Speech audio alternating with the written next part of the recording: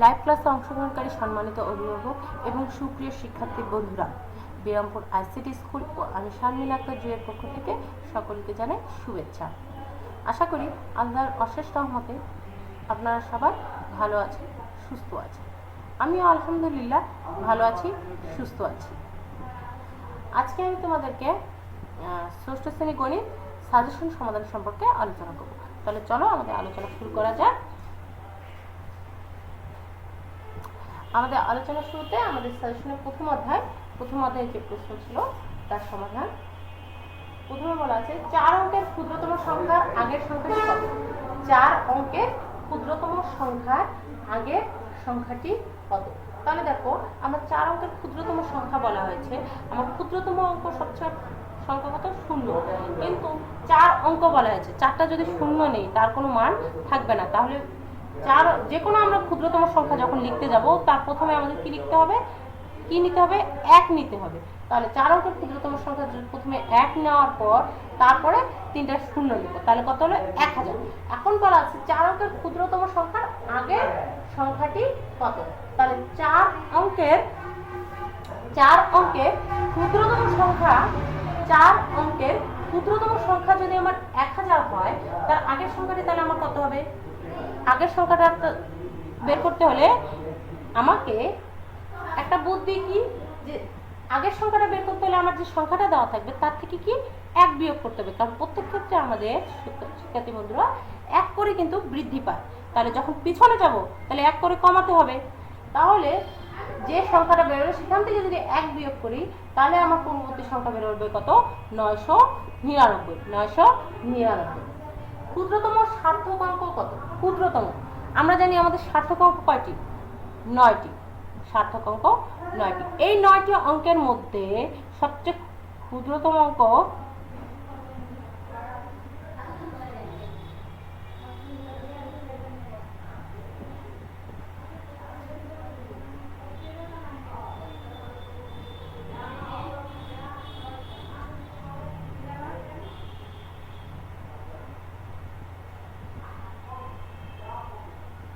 ক্ষুদ্রতম সার্থক অঙ্ক 9টি। এই ক্ষুদ্রতম সার্থক অঙ্কের মধ্যে আমার সবচেয়ে ক্ষুদ্রতম সংখ্যাটা কত হচ্ছে? 1। কারণ সার্থক অঙ্ক হলে অবশ্যই যে সংখ্যা অঙ্কটা নিব তার মান থাকতে হবে। এই সবচেয়ে সর্বনিম্ন কার মান আছে? 1 এর। তাহলে 1 হচ্ছে আমার সবচেয়ে ক্ষুদ্রতম সংখ্যা। এরপরে দেওয়া আছে 8 0 7 5 3 4 অঙ্কগুলো দ্বারা গঠিত হয় 8 0 7 5 3 4 অঙ্কগুলো দ্বারা গঠিত 6 অঙ্কের বৃহত্তম সংখ্যাটি কত? এই যে অঙ্কগুলো আছে এই অঙ্কগুলো দ্বারা গঠিত 6 অঙ্কের বৃহত্তম মানে বড় সংখ্যাটা কত হবে তা আমাকে বের করতে বলা আছে। তাহলে বড় কি? বৃহত্তম 6 অঙ্কের, এখানে 6টা অঙ্ক দেওয়া আছে, তাহলে 6 অঙ্কেই বৃহত্তম সংখ্যা হবে।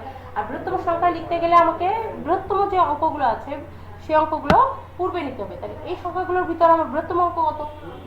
8। তারপরে বৃহত্তম কত? 5। তারপরে বৃহত্তম কত? 8। তারপরে বৃহত্তম কত? 7। তারপরে বৃহত্তম 5। এরপরে 4 3 0। তাহলে যদি কমা বসিয়ে আমরা স্থাপন করি তাহলে আমাদের হবে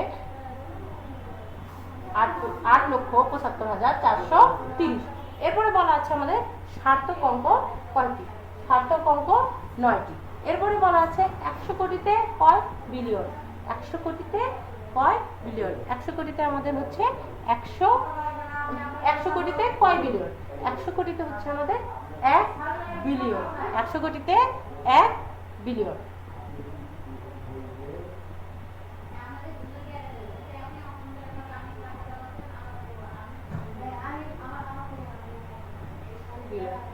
এরপরে বলা আছে, এরপরে আমাদের প্রশ্ন দেওয়া আছে 1 থেকে 39 পর্যন্ত মৌলিক সংখ্যা কয়টি? 1 থেকে 39 পর্যন্ত মৌলিক সংখ্যা কয়টি? 1 থেকে 39 পর্যন্ত আমাদের মৌলিক সংখ্যা হচ্ছে কত? 12টি। 1 থেকে 39 পর্যন্ত মৌলিক সংখ্যা 12টি। দেখো মৌলিক ছোট বন্ধুরা, এখানে আমাদের মৌলিক সংখ্যা কাকে বলে তা আমাদের জানতে হবে। মৌলিক সংখ্যা হচ্ছে যে সংখ্যাকে 1 এবং শুধুমাত্র ওই সংখ্যা দ্বারা ভাগ করা যায় সেই সংখ্যাগুলোকে আমরা মৌলিক সংখ্যা বলি। অর্থাৎ যে সংখ্যাগুলো শুধুমাত্র 2টি সংখ্যা দ্বারা ভাগ করা যাচ্ছে সেগুলোকে মৌলিক সংখ্যা বলি। যেমন দেখো 2 2 যেমন 2কে শুধু 1 এবং 2 দ্বারাই ভাগ করা যায়, অন্য কোনো সংখ্যা দ্বারা ভাগ করা যায় না, তাহলে শুধু 2 একটা কি মৌলিক সংখ্যা। এইভাবে 1 থেকে 39 পর্যন্ত আমাদের মৌলিক সংখ্যা আছে 12টি। এরপরে বলা আছে আন্তর্জাতিক এবং দেশীয় সংখ্যা গঠন রীতিতে কত ঘর সাধারণ নিয়ম মেনে চলে। আন্তর্জাতিক এবং দেশীয় সংখ্যা গঠন রীতিতে কত ঘর সাধারণ নিয়ম মেনে চলে? 3 ঘর। কত ঘর? 3 ঘর। 3 ঘর কি কি? একক, দশক এবং শতক। আন্তর্জাতিক এবং দেশীয় সংখ্যক রীতিতে আন্তর্জাতিক পদ্ধতি এবং দেশীয় গঠন পদ্ধতির মধ্যে অনেকটুকু আলাদা আছে। দেশীয় গঠন পদ্ধতিতে যেমন আমরা অযুত এবং হাজারের ঘরকে একত্র করে উচ্চারণ করি, তেমন আন্তর্জাতিক পদ্ধতিতে মিলিয়ন বিলিয়ন করি। কিন্তু এক্ষেত্রে 3 ঘর কিন্তু একই আছে। এই 3 ঘর আন্তর্জাতিক পদ্ধতিতে যে নিয়ম মেনে চলে, দেশীয় পদ্ধতিতে ওই নিয়মই মেনে চলে। কয় ঘর? 3 ঘর। সেই 3 ঘর কি কি? একক, দশক এবং শতক। তারপরে বলা আছে 25 টাকার 10% কত? 25 টাকার 10% কত? তাহলে এখানে কি করব? 25 টাকা টাকা এর মানে কি? গুণ 10%। 10% মানে কি? 10 এর নিচে এই পার্সেন্টটা শতকরা উঠে গেলে নিচে কি হবে? ভাগ হবে 100। এখন 10 দিয়ে যদি 100কে ভাগ করি 10, তাহলে এখানে দেখো 25কে 5 কত? 25, 5 দুগুণে 10। তাহলে আমার বের হলো কত? 5 এ 2, বা এটা যদি মিশ্র করি তাহলে 2 সমস্ত 2 এর 1। কোন সংখ্যার অঙ্কগুলোর সমষ্টি 9 দ্বারা বিভাজ্য হলে সংখ্যাটি কত দ্বারা বিভাজ্য? কোন সংখ্যা মনে করো 2টা বা 3টা অঙ্ক আছে, সেই অঙ্কগুলো যদি আলাদা করে যোগ করি, যোগ করলে যদি 9 দ্বারা বিভাজ্য হয়, যোগ করলে যে যোগফলটা বেরোবে, অর্থাৎ মনে করো 27 বেরোলো বা 27 বেরোলো বা 18 বেরোলো, সেই যোগফলটাকে যদি 9 দ্বারা বিভাজ্য হয়, 9 দ্বারা বিভাজ্য হলে এই যে সংখ্যাটা, এই সংখ্যাটা তাহলে কত দ্বারা বিভাজ্য হবে? 9 দ্বারা বিভাজ্য হবে। সংখ্যাটা কত দ্বারা বিভাজ্য হবে? 9 দ্বারা বিভাজ্য। এরপরে বলা আছে 2458 এর সাথে কমপক্ষে কত যোগ করে যোগফল 9 দ্বারা নিঃশেষে বিভাজ্য হবে? এই যে দেখো এখানে যে সংখ্যাটা আছে, এই সংখ্যাটা কিন্তু বলা আছে এই সংখ্যাটার সাথে আমি কত যোগ করলে এই সংখ্যাটা 9 দ্বারা কি নিঃশেষে বিভাজ্য হবে, অর্থাৎ এর কোনো ভাগশেষ থাকবে না। তাহলে এই সংখ্যাটা, এই যে সংখ্যাটা আছে, এই সংখ্যাটা 9 দ্বারা বিভাজ্য কিনা তা আমরা লক্ষ্য করি। কিভাবে বের করব? এখানে যে অঙ্কগুলো আছে, কয়টি অঙ্ক আছে? 4টি। এই 4টি অঙ্ককে আলাদাভাবে যোগ করব। যোগ করার পর এই যে যোগফলটা বেরোবে, এই যোগফলটা 9 দ্বারা ভাগ করা যাচ্ছে কিনা তা দেখতে হবে। দেখো 2 যোগ 4 তাহলে কত হলো? 6। 6 এর সাথে 5 যোগ করলে কত হচ্ছে? 11। 11 এর সাথে 8 যোগ করলে কত হচ্ছে? 19। কিন্তু 19 কি 9 দ্বারা বিভাজ্য? না, 19 9 দ্বারা বিভাজ্য নয়। কিন্তু 19 এর সাথে যদি আমরা 8 যোগ করি তাহলে কত হবে? 7। 19 এর সাথে যদি আরো 8 যোগ করি তাহলে কত হবে? 27।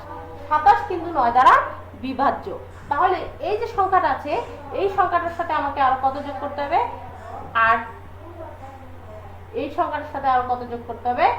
8 যোগ করতে হবে। যদি এই সংখ্যাটার সাথে 8 যোগ করি তাহলে এই সংখ্যাটা কি হবে? 9 দ্বারা বিভাজ্য হবে। এখন দেখো 48 এর গুণনীয়কগুলো দেখো। 48 এর গুণনীয়ক বলতে এই 48 কে কত কত সংখ্যায় বিভক্ত করা যায় সেই সংখ্যাগুলোকে আমাকে লিখতে হবে। কারণ 48 এর গুণনীয়ক হলো 1 2 3 4 6 8 12 16 24 ও 48। তাহলে 48 এর গুণনীয়ক এখানে আমার কয়টি বের হয়েছে? 1 2 3 4 5 6 7 8 9 10টি। আর 48 এর গুণনীয়ক কি কি? 1 2 3 4 5 6 8 12 16 24 ও 48। এরপরে দেখো 555 সংখ্যাটি ডান দিক থেকে দ্বিতীয় স্থানে, 5 এর স্থানীয় মান তৈরি করে। এই যে সংখ্যাটা দেওয়া আছে, এই সংখ্যাটা ডান দিক থেকে দ্বিতীয় স্থানে, প্রথম দ্বিতীয় স্থানে এই সংখ্যাটার স্থানীয় মান কত? আমরা জানি কি এটা একক স্থানীয় মানের 1, আর দশক স্থানীয় সংখ্যার মান কত? 10। তাহলে এখানে কত সংখ্যা আছে? 5। আর যেহেতু এটি দশক স্থানে আছে তাহলে 10 গুণ করতে হবে 5 এর।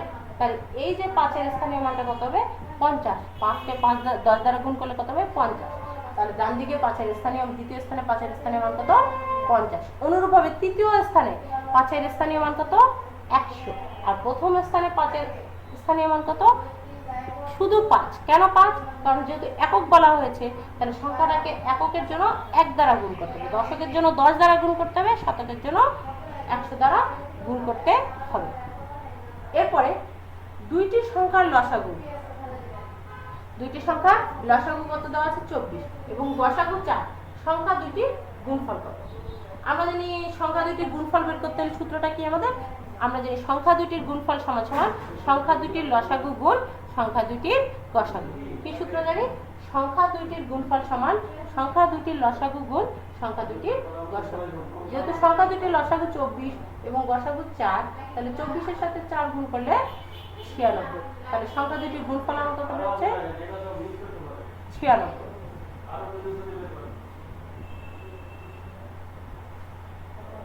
এরপরে দেখো বলা আছে 25, 35 ও 85 সংখ্যা সমূহের গসাগু কত? 25, 35 ও 85 সংখ্যা সমূহের গসাগু। এর গসাগু নির্ণয় করতে গেলে আমাকে কি করতে হবে? গসাগু মানে কি? এই সংখ্যাগুলোকে, এই যে এখানে 25, 35 এবং 85 আছে, এই তিনটি সংখ্যা কোন সংখ্যা দ্বারা নিঃশেষে বিভাজ্য যাবে? নিঃশেষে বিভাজ্য অর্থাৎ ভাগ করা যাবে নিঃশেষে, যার কোনো ভাগশেষ থাকবে না। দেখো 25কে যদি 5 দ্বারা ভাগ করি তাহলে নিঃশেষে, 35 ভাগ করলে নিঃশেষে, 5 দ্বারা 85কে ভাগ করলে নিঃশেষে। অর্থাৎ একই সংখ্যা দ্বারা, যে সংখ্যা দ্বারা এই তিনটি সংখ্যা ভাগ করা যাবে, এদের মধ্যে যে সাধারণ গুণনীয়কটা থাকবে তাই হবে গসাগু। তাহলে এদের গসাগু হচ্ছে কত? 5। এখন দেখো কোন বৃহত্তম সংখ্যা দ্বারা 100 এবং 184কে ভাগ করলে প্রতি ক্ষেত্রে 4 অবশিষ্ট থাকবে? এখানে বলা আছে, এই যে এখানে সংখ্যা আছে 100 এবং 184, এই 84কে কোন সংখ্যা দ্বারা ভাগ করলে প্রতি ক্ষেত্রে কি ভাগশেষ 4 অবশিষ্ট থাকবে? তাহলে দেখো যদি 6 দ্বারা আমরা 100কে ভাগ করি তাহলে হবে 96। 96, তাহলে 100 থেকে 96 বিয়োগ করলে কত হচ্ছে? 4। তাহলে 4 অবশিষ্ট থাকছে। আবার 6 দ্বারা যদি 184কে ভাগ করি তাহলে কত হচ্ছে? 180। 30 দিয়ে ভাগ করলে 180, তাহলে অবশিষ্ট থাকতেছে কত? 4। তাহলে 6 দ্বারা 100 এবং 184কে যদি ভাগ করি তাহলে প্রতি ক্ষেত্রে আমাদের কত অবশিষ্ট থাকবে? 4 অবশিষ্ট থাকবে। এরপরে বলা আছে 3, 12, 15, 21 এর সাধারণ গুণনীয়ক কত? সাধারণ গুণনীয়ক মানে গসাগু, অর্থাৎ এদের মধ্যে কোন গুণনীয়কটা একই? তাহলে 3কে 3 যাবে, 12কে 3 দ্বারা ভাগ করা যায়, 15কে 3 দ্বারা ভাগ করা যায়, 21কেও 3 দ্বারা ভাগ করা যায়। বা 21কে ভাঙালে এর মধ্যে 3 আছে, 3 7 21, 15কে ভাঙালে 3 5 15, 12কে 3 4 12, 3 আছে। তাহলে প্রত্যেকটিতে সবচেয়ে কমন কি আছে? 3 আছে। তাহলে এদের সাধারণ গুণনীয়ক কত? 3। তারপরে কোন সংখ্যার একক স্থানীয় অঙ্ক, কোন সংখ্যার একক স্থানীয় অঙ্ক 0 বা 5 হলে সংখ্যাটি কত দ্বারা বিভাজ্য হবে? কোন সংখ্যার যদি একক স্থানীয় অঙ্ক মানে সবশেষে ডান পাশের সংখ্যাটি যদি 0 হয় বা 5 হয় তাহলে সংখ্যাটা 5 দ্বারা বিভাজ্য যাবে। যেমন ডান পাশে যদি 0 হয় 20 হয়, 20কে 5 দ্বারা ভাগ করা যাবে। বা ডান পাশে যদি 5 হয় তাহলে 25 হবে বা 45 হবে, বা যে কোনো সংখ্যা 85 হবে, 85কে 5 দ্বারা ভাগ করা যাবে।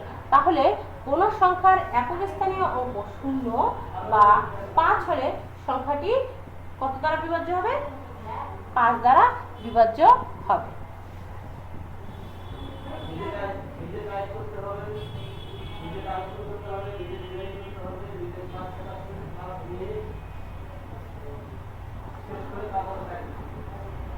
দুইটি সংখ্যার গুণফল, এখানে বলা আছে দুইটি সংখ্যার গুণফল কত? 54। দুইটি সংখ্যার গুণফল 54 এবং এদের গসাগু দেওয়া আছে 3। তাহলে লসাগু কত? এখানে দেখো বলা আছে, এখানে যে সংখ্যা দুইটা দেওয়া আছে সেই সংখ্যা দুইটা যদি আমরা গুণ করি তাহলে গুণফলটা বের হবে কি? 54। আবার বলা আছে এদের গসাগু 3, কিন্তু লসাগু কত? আমরা জানি সংখ্যা দুইটির গুণফল সমান কি লেখা যায়? সংখ্যা দুইটির গুণফল সমান কি লেখা যাবে? এদের গসাগু গুণ লসাগু। এখন যদি এই গসাগু বা লসাগুর যে কোনো একটা বের করতে বলে, আমাদের গসাগু বা লসাগুর যে কোনো একটা বের করতে বলে এবং গুণফলটা যদি দেওয়া থাকে তাহলে কি করতে হবে? এই গুণফলটাকে যে সংখ্যা দেওয়া থাকবে তা দ্বারা কি করতে হবে? ভাগ করতে হবে। অর্থাৎ এই গুণফলটাকে যদি লসাগু দেওয়া থাকে তাহলে লসাগু দ্বারা ভাগ, গসাগু দেওয়া থাকে গসাগু দ্বারা ভাগ। তাহলে এখানে গুণফল 54 দেওয়া আছে, গসাগু 3, 54কে 3 দ্বারা ভাগ করলে 18, তাহলে আমার লসাগু বের হচ্ছে কত? 18। এরপরে বলা আছে 3টি ঘন্টা প্রথমে একত্রে বেজে প্রতি 3টি ঘন্টা 3টা ঘন্টা দেওয়া আছে, সে 3টা ঘন্টা কি প্রথমে একসাথে বাজে, প্রথমে একসাথেই বাজে, বাজার পর প্রতি 6, 9 এবং 12 সেকেন্ড অন্তর, মানে প্রতি 6 সেকেন্ড, 9 সেকেন্ড এবং 12 সেকেন্ড অন্তর বাজে। তাহলে ন্যূনতম কতক্ষণ পর ঘন্টাগুলো আবার পুনরায় একসাথে বাজে? আছে যে 3টি ঘন্টা প্রথমে একসাথে বাজা শুরু করে, করার পর তাদের এই বাজার টাইমটা একটু কম বেশি হয়, একটা 6 সেকেন্ডে, একটা 9 সেকেন্ডে, একটা 12 সেকেন্ড পর পর বাজে। তাহলে প্রথমে একসাথে বাজার পর ন্যূনতম কত সময় পর ওই ঘন্টাগুলো আবার একসাথে বাজবে তা আমাকে বের করতে হবে। একসাথে বাজবে তা বের করতে হলে কি করতে হবে? এদের লসাগু বের করতে হবে। তাহলে লসাগু যদি বের করি তাহলে দেখো 6 দিয়ে যদি ভাগ করি, 6, 1, 9, কত হবে? 6 এদের। এখন দেখো তাহলে 3 দিয়ে যাবে, 3 দিয়ে গেলে 2, 3 তিরিকে 9, 3 4 12, আবার 2 দিয়ে যাবে, 2 দিয়ে গেলে কত হবে? 3, 2, 1, 3, 2, 2 দুগুণে 4, 3 4 12, 3 12 36, তাহলে কি 36 সেকেন্ডে এই ঘন্টাগুলো পুনরায় একসাথে বাজবে তখনই যখন তাদের এই যে সংখ্যাগুলো আছে এই সংখ্যাগুলো লসাগু সময়, অর্থাৎ 36 সেকেন্ড। এখন বলা আছে 14, 21, 56 এর লসাগু কত? 14, 21, 56 এর লসাগু হচ্ছে 268। এরপরে আমার বলা আছে কয়েকজন বালকের মধ্যে 72টি আপেল, কয়েকজন বালকের মধ্যে 72টি আপেল এবং 88টি কলা সমানভাবে ভাগ করে দেওয়া হলো। কয়েকজন বালকের মধ্যে 72টি আপেল এবং 88টি কলা কি করলাম? সমানভাবে কি করলাম? ভাগ করে দেওয়া হলো। এখন ভাগ করে দেওয়ার পর সবচেয়ে বেশি কতজন বালকের মধ্যে ফলগুলো সমানভাবে ভাগ করে দেওয়া হবে? এখন তাহলে কি করতে হবে?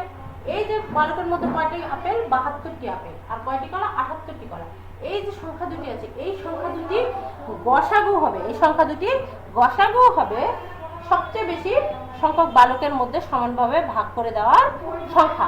তার মানে সবচেয়ে বেশি কতজন বালকের মধ্যে আমরা ফলগুলো সমানভাবে ভাগ করে দিয়েছি তা বের করতে হলে আমাকে কি করতে হবে? এই 72 এবং 88-র মধ্যে কি করতে হবে? গসাগু করতে হবে। আর গসাগু করলে আমার বের হচ্ছে কত?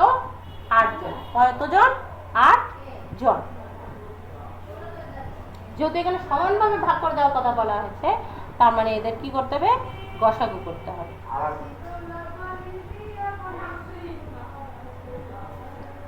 এরপরে বলা আছে কি সমতুল ভগ্নাংশ কাকে বলে? সমতুল ভগ্নাংশ কাকে বলে?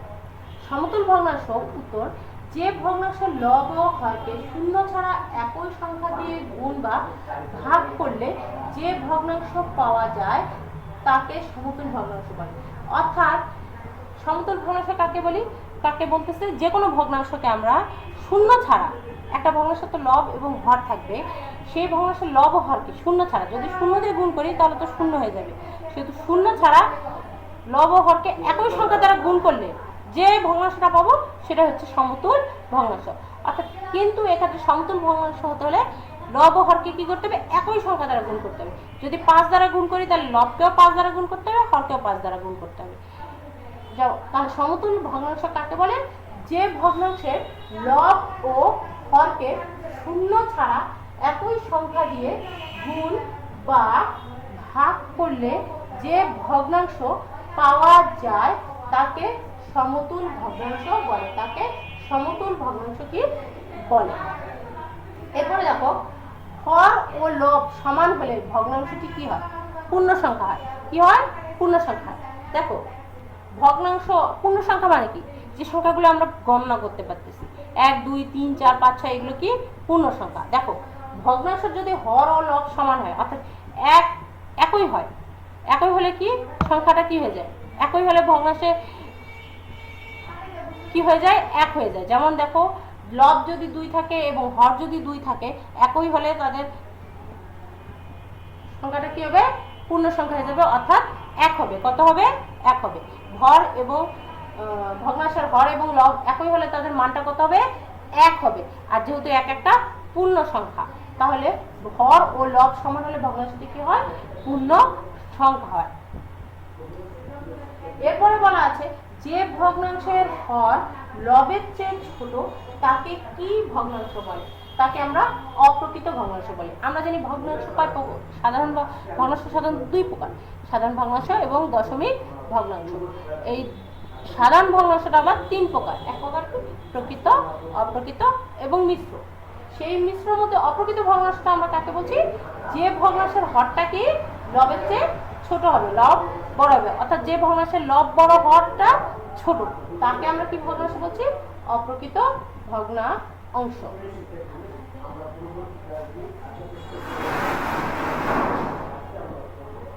এরপরে এই যে এখানে আমাদের একটা ভগ্নাংশ দেওয়া আছে 5/3, এর সমতুল ভগ্নাংশ নির্ণয় করতে হবে।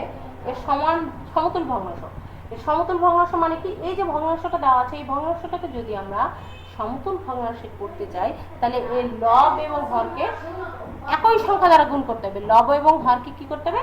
একই সংখ্যা দ্বারা গুণ করতে হবে, একই সংখ্যা দ্বারা গুণ করতে হবে। কিন্তু শর্ত এখানে দেওয়া আছে কি? হর যার হর 30, অর্থাৎ এই হরটা কি হতে হবে? এখানে হর কত আছে? 5। এই হরটাকে, এই ভগ্নাংশটাকে যখন আমরা সমতুল ভগ্নাংশে প্রকাশ করব তখন এর হরটাকে হতে হবে কত?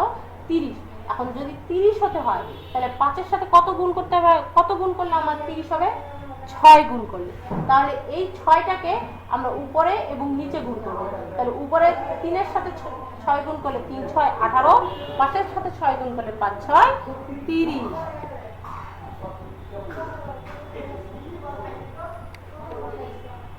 এরপরে দেওয়া আছে 0.4কে সাধারণ ভগ্নাংশে প্রকাশ করলে কত হবে? এখানে দেখো, এখানে একটা দশমিক ভগ্নাংশ দেওয়া আছে। এই দশমিক ভগ্নাংশটাকে সাধারণ ভগ্নাংশে প্রকাশ করলে কত হবে তা আমাকে এখানে বের করতে হবে। তাহলে সাধারণ ভগ্নাংশে প্রকাশ করতে গেলে কি করতে হবে? আমরা জানি সংখ্যা নিতে হবে। তাহলে সংখ্যা 4 এবং দশমিকটা যদি আমরা উঠে দেই, দশমিকের জন্য ভাগ হবে, ভাগ হয়ে নিচে দশমিকের জন্য কত বসবে? 1 বসবে। আর দশমিকের ডান পাশে জয়টি সংখ্যা থাকবে তয়টি শূন্য। ডান পাশে কয়টি সংখ্যা আছে? একটি, তাহলে একটা শূন্য। তাহলে কি হবে? 4/10। এখন কাটাকাটি যদি করি, 4 2 2 4, 5 2 10। সাধারণ ভগ্নাংশে প্রকাশ করলে কত হবে? 5/2, 5/2। এরপরে দেওয়া আছে এই যে দুটো ভগ্নাংশ দেওয়া আছে, এই দুটি ভগ্নাংশের লবের লসাগু কত? এই যে ভগ্নাংশ দুটো দেওয়া আছে এই ভগ্নাংশ দুটো লবের লসাগু, অর্থাৎ এই ভগ্নাংশ দুটো উপরের সংখ্যা দুটোকে আমরা বলছি লব, হর নিচে দুটিকে হর। তাহলে এখানে যে লব আছে এই লব দুইটা আমরা লসাগু করতে বলছি। এই ভগ্নাংশ দুইটির যে লব আছে এই লব দুইটার আমার কি করতে হবে? লসাগু বের করতে হবে। তাহলে এখানে লব কত? 3 আর এখানে কত? 5। 3 আর 5-এর লসাগু আমার কত হবে? 15। 3 ও 5-এর লসাগু আমার কত হচ্ছে এখানে? 15। এরপরে দেখো বিপরীত ভগ্নাংশ। এক সমস্ত 2/3 একটা ভগ্নাংশ দেওয়া আছে। এই ভগ্নাংশটার আমার কি বিপরীত ভগ্নাংশ লিখতে হবে। কি বিপরীত ভগ্নাংশ লিখতে হবে? এখন বিপরীত ভগ্নাংশ লিখতে হলে আমরা কি জানি? বিপরীত ভগ্নাংশ কাকে বলে? আমরা জানি একটা ভগ্নাংশের হর থাকে এবং লব থাকে। যখন কোনো ভগ্নাংশের হরটাকে আমরা লবে পরিণত করব এবং লবটাকে হরে পরিণত করব, সেই ভগ্নাংশটাকে কি তার বিপরীত ভগ্নাংশ বলি। তাহলে দেখো, এখানে দেখো এই যে মিশ্র ভগ্নাংশটা আছে এই মিশ্র ভগ্নাংশটা আমার কি বিপরীত ভগ্নাংশ নির্ণয় করতে। তাহলে বিপরীত ভগ্নাংশ নির্ণয় করার সময় এই মিশ্র ভগ্নাংশটাকে আগে আমি প্রকৃত ভগ্নাংশে পরিণত করি। প্রকৃত ভগ্নাংশে পরিণত করতে গেলে আগে কি করব? পূর্ণ সংখ্যার সাথে হরের গুণ করতে হবে। 2 2, তার সাথে লবের কি করতে হবে? যোগ করতে হবে। 2 এর সাথে 3 যোগ করলে 5, 5 আর নিচে হর কি ঠিক থাকবে। তাহলে 5/2। এই 5/2 এর আবার কি বিপরীত ভগ্নাংশ বের করতে হবে। কি বের করতে হবে? বিপরীত ভগ্নাংশ। বিপরীত ভগ্নাংশ যদি বের করি, 5টা কোথায় আছে আমাদের? উপরে। তাহলে বিপরীত করলে 5 কোথায় যাবে? নিচে। আর 2 কোথায় যাবে? উপরে। তাহলে বিপরীত ভগ্নাংশ হবে 5/2। এরপরে আমাদের একটা ভগ্নাংশের যোগ এবং বিয়োগ সরল করতে হবে। সরল করার সময় কি করতে হবে আমাদের? 1 যোগ এই যে মিশ্র ভগ্নাংশটা দেওয়া আছে 1 সমস্ত 3/2, এটা মিশ্র ভগ্নাংশটাকে আগে কি করব? অপ্রকৃত ভগ্নাংশে পরিণত করবো। অপ্রকৃত করতে গেলে কি করতে হবে, 3 অক্ষে 3, তার সাথে 2 যোগ 5 এ 3 বিয়োগ 3 এ 4। এখন কি করব, লসাগু করব। লবগুলোর হরগুলোর কি লসাগু। লসাগু করলে 3, 4 এবং 1 এর লসাগু হবে 12। 12 কে 12, যেহেতু এর নিচে কোনো সংখ্যা নেই তাহলে সরাসরি লসাগুটা কি হবে, 1 এর সাথে গুণ হবে, 12 কে 12 যোগ। এখন 3 দ্বারা 12 কে ভাগ করতে হবে, 3 দ্বারা 12 কে ভাগ করলে 4, 4 এর সাথে আবার কি উপরে আমার কত আছে 5 যোগ হবে, 4 এর সাথে 5 গুণ হলে 4 5 20 বিয়োগ 3 4 12, 3 3 9। 20 থেকে যদি 9 বিয়োগ যায় তাহলে 11, 11 আর এখানে কত আছে 12, 11 12 23। এখন 23 কে যদি 12 দ্বারা ভাগ করি তাহলে আমার হবে 2 সমস্ত 12 11 তে আমার বের হলো 23 12 23। এখন 12 23, যেহেতু 23টা আমার লব আর 12টা হর, যেহেতু এখানে লব বড় হর ছোট, অপ্রকৃত ভগ্নাংশ, আমরা জানি অপ্রকৃত ভগ্নাংশকে কি মিশ্র ভগ্নাংশে পরিণত করা যায়, তাহলে মিশ্র ভগ্নাংশে যদি পরিণত করি তাহলে হবে 2 সমস্ত 12 11, 2 সমস্ত 12 11।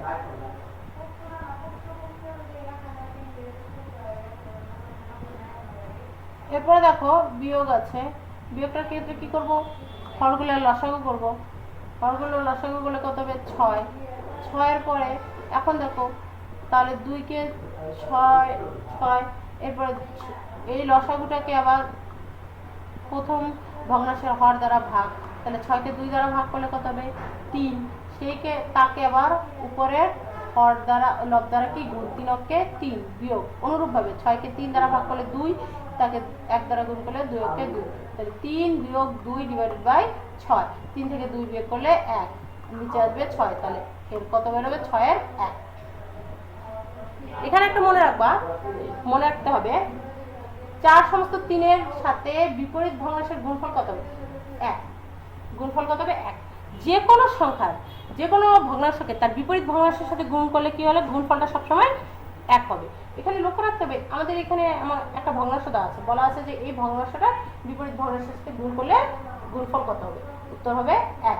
অনুরূপভাবে এই ভগ্নাংশটার পরিবর্তে যদি অন্য যে কোনো একটি ভগ্নাংশ দেওয়া থাকে তবুও তাদের বিপরীত ভগ্নাংশের সাথে গুণফলটা সবসময় কি হবে 1 হবে। অর্থাৎ যে কোনো ভগ্নাংশই দেওয়া থাকুক না কেন, সেই ভগ্নাংশ যদি তার বিপরীত ভগ্নাংশের সাথে গুণ করা হয়, তার বিপরীত ভগ্নাংশের সাথে গুণ করলে গুণফলটা সবসময় কি হবে 1 হবে। এখন দেখো 3 এই ভগ্নাংশটাকে 4 দ্বারা ভাগ করলে ভাগফল কত হবে। আমরা জানি কি ভগ্নাংশের সাথে পূর্ণ সংখ্যার ভাগের ক্ষেত্রে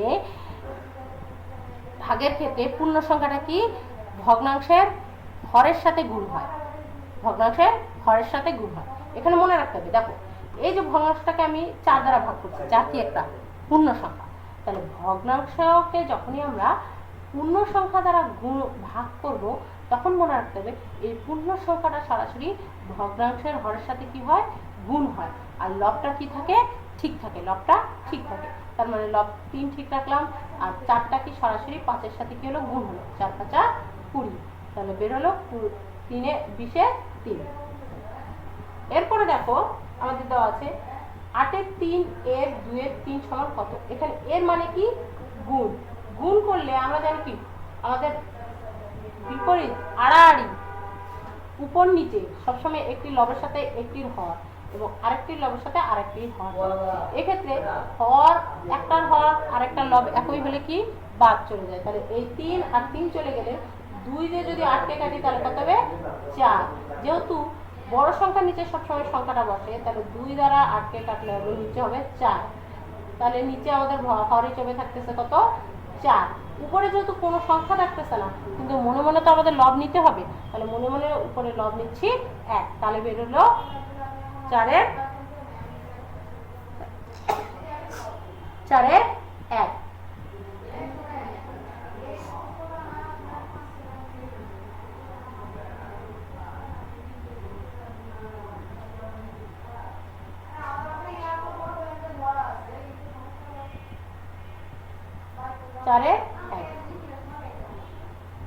সকলের সুস্বাস্থ্য এবং মঙ্গল কামনা করে এবং পরবর্তী আলোচনা দেখার আমন্ত্রণ জানিয়ে আজকের আলোচনা এখানেই শেষ করছি। সবাই ভালো থাকবেন, সুস্থ থাকবেন, ঘরে থাকুন, নিরাপদে থাকুন। আসসালামু আলাইকুম।